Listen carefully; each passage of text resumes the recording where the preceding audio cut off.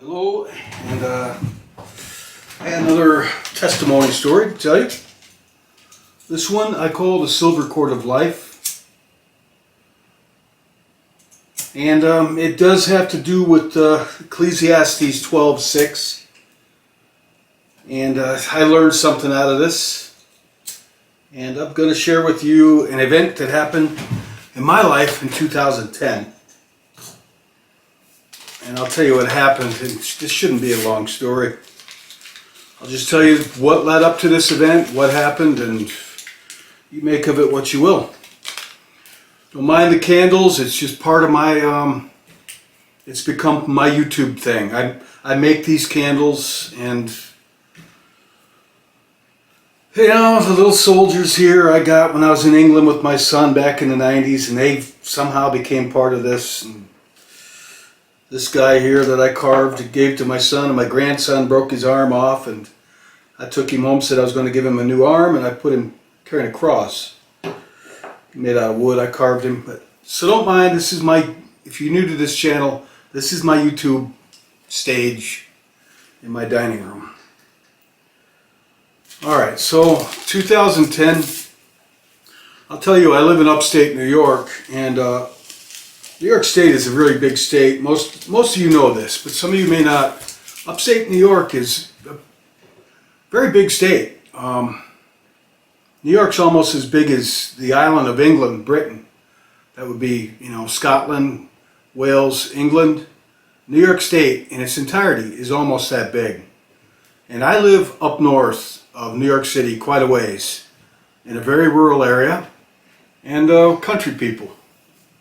So it was a 4th of July celebration up on the hill outside of my village where I live in central New York. About 2,000 people live here. And a friend of mine was having his usual 4th of July party. And it's really popular for a bunch of us guys and, you know, girls. We'd all gather there, guys and their wives and their girlfriends. We'd show up at his house. He lived out in the middle of, he lived up on top of a hill. Nice place, really nothing fancy. Just, you know, place to carry on and play our music loud. And so 4th of July party, it was outside. I remember it was a really hot day, July 4th, 2010, to be exact, upstate New York. It might have been 2011 or 9, but I think it was around 2010, I think was the year. And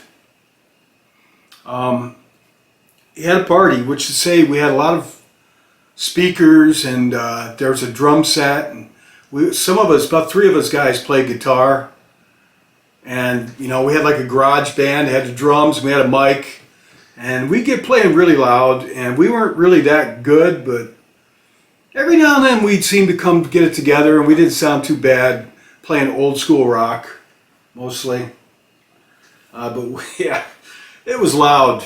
And there wasn't any drugs going around. By drugs, I mean like hard drugs that people do today. There was beer.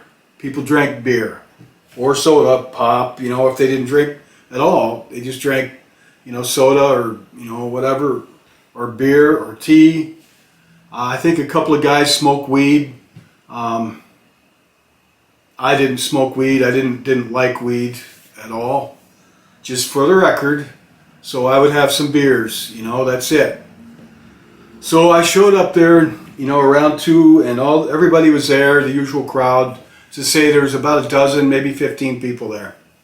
And the music was going loud, and people were speaking loud, and people were playing guitar really loud, you know, plugged in, amplifier, electric guitar.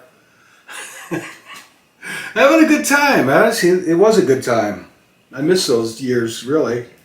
But that's how it goes. Well, I think I had a couple of beers, and I remember it was a hot day, like I said, midday, very bright out, blue sky, sun, very warm, hot day. And I didn't smoke cigarettes. I quit smoking. I completely quit smoking. I haven't smoked cigarettes in years. I think this was like one of the last times I had quit smoking cigarettes a year before. And somebody, I don't know what it was, when I went there, I had a couple of beers, and I bummed a cigarette off someone, all right? I think this had something to do with this event. So I smoked half this cigarette and it tasted awful. And they do. If you smoke and you quit smoking and you pick one up, they're awful. They're awful things, cigarettes. I think I smoked half of it and threw it out, and I felt really nauseated. That is to say, lightheaded and sick to my stomach and out of it. I've seen a guy have a heart attack, and that's kind of what it was, the lead up to it. They just kind of fell out of it. And everybody's having fun around me, and nobody really noticed that I wasn't feeling well, because I wasn't like an anything like that. I was just like, I felt like I had to get away from everyone. And granted, I think I might have had 2 beers the whole day. I was not drunk by any means at all. And no drugs. I've already made that clear. I didn't do drugs. Beer, I guess. Coffee. And I smoked half the cigarette and I felt wicked, really nauseated. And I just felt like I had to get away from everybody. I really felt an urgent need to get away from everybody, all the noise, because it was loud there with people playing electric guitars that none of us were really that good, honestly. It was just noise and drums and everybody carrying on, having a good time. So I walked out of this guy's yard and into the woods. And I was familiar with these woods. I knew a place not far away from his yard in the woods. There was a grassy clearing with, like, let's just say sunlight, a little clearing, like a glade in these woods. And there was a big tree there, a great big maple tree or an oak in the grass and sunlight. It's just kind of a peaceful place. And I thought if I went there, maybe I could just kind of relax a bit and I'd feel better and kind of pull it together, and then I'd go back. Well, I walked up to this place, and I remember I sat down up against, in the grass, on the dirt in the grass, and leaned up against the tree, and just really felt awful. And then I looked, and this is where the silver cord of life comes in. I saw, and I'm laying there, not laying, I'm up against the tree, sitting in the grass, and I saw a rope, like a white rope, about as big around as my thumb, about that big around, coming out of the center of my chest, and it went like slack. It wasn't like a straight line. It went up into the sky. It wasn't like a straight line, like a laser beam or a ray of light would be. No, this looked like a rope, and it had slack in it, and it kind of lazy weaved and went right into my chest. But from my chest, I could follow it. And it went through the woods, through the clearing, and then about maybe 35 feet away from me, it went straight up through the trees, up into the sky, as far as I couldn't see too far. It went up above the trees, through the trees, up into the sky. And I'm laying there and I'm thinking, oh no, this can't be good. I knew what it was. I knew the Bible, Ecclesiastes 12, verse 6, and I shall read it to you.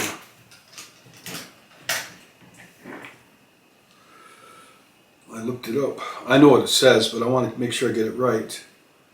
Ecclesiastes verse 12, 6 and 7. Okay? Bear with me, I'll read you this.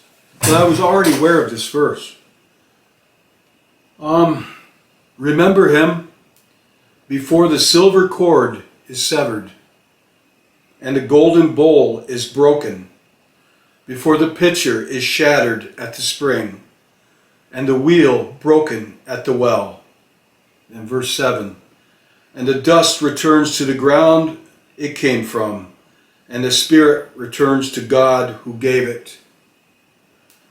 And that means, it means when the silver cord, like an umbilical cord, is severed, like they say, severed, then we're done with this earth. Our spirit, our bodies go back to the ground, the dust returns to the ground, and the spirit goes up to heaven.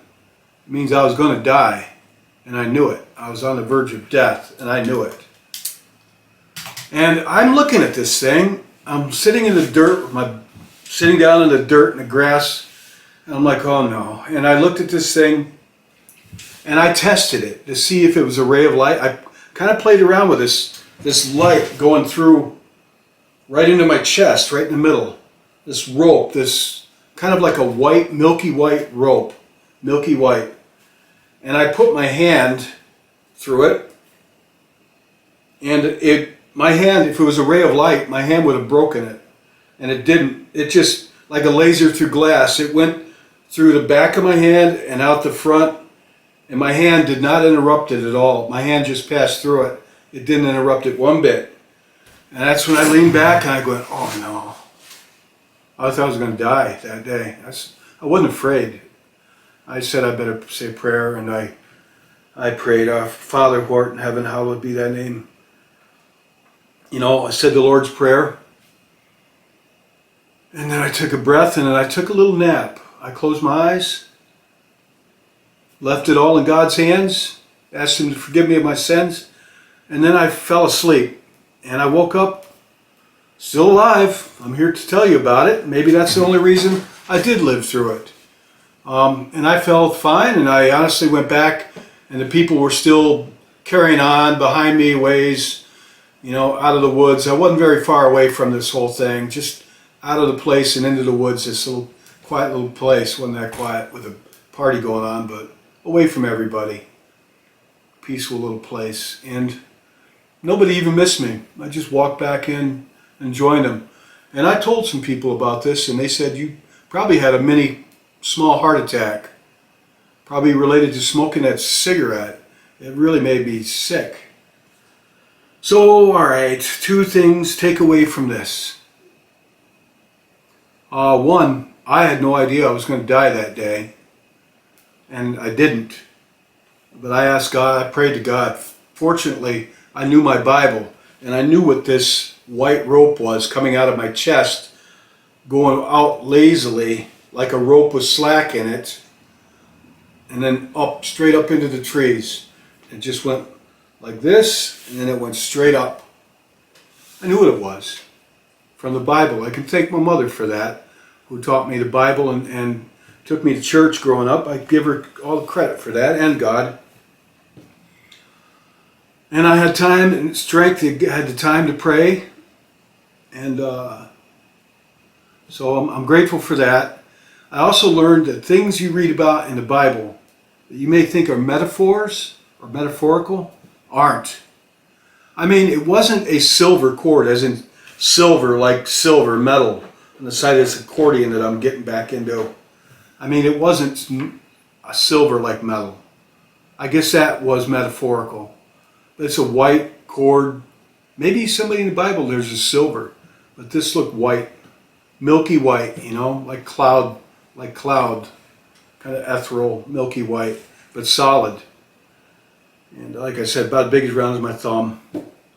I should say it was no more than an inch in diameter, probably less. So, yeah, things that are written in the Bible that sound kind of fantastic, metaphorical, I believe they happened. I've come to believe that the things happened just as they were written, honestly.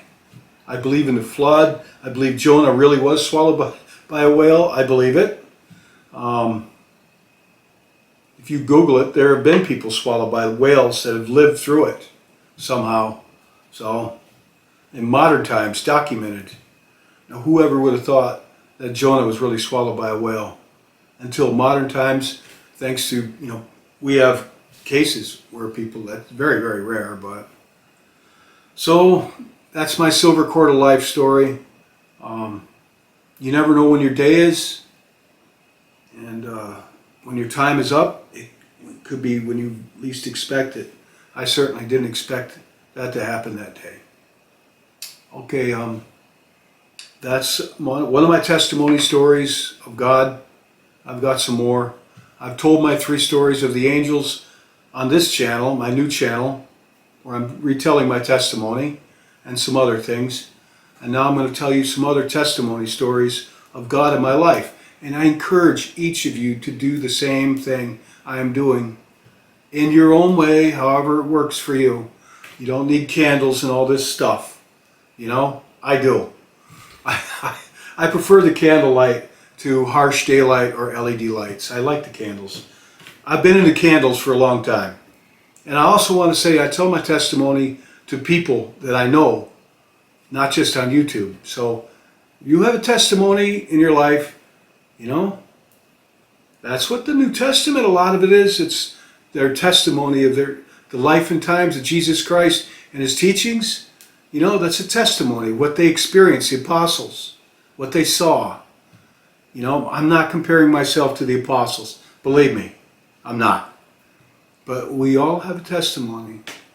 And so, thank you, and God bless each of you.